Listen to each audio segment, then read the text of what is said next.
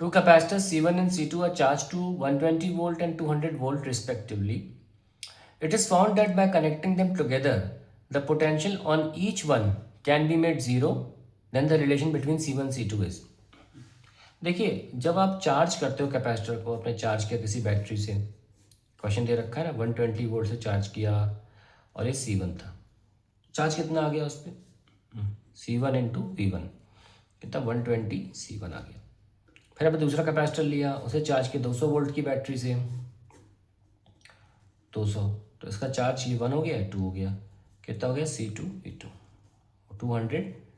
अब ये दोनों कैपेसिटर को आपने ज्वाइन कर दिया, बैटरी नहीं है सर्किट में, ठीक है। ये कैपेसिटर है, इसके पास चार्ज है 120 C1 और इसके पास चार्ज है 200 C2।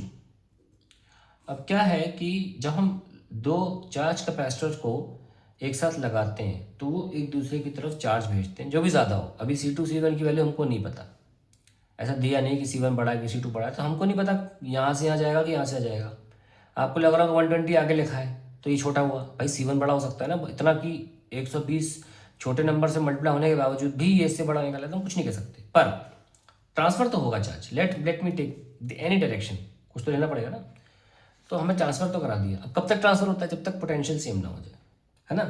तो इसीलिए कॉमन पोटेंशियल हम निकालते हैं VCP ऐसे में, और वो उसका फॉर्मूला होता है Q total upon C1 plus C2, ये फॉर्मूला होता है। अब टोटल Q कितना है, वो है 120 C1 plus 200 C2 upon C1 plus C2।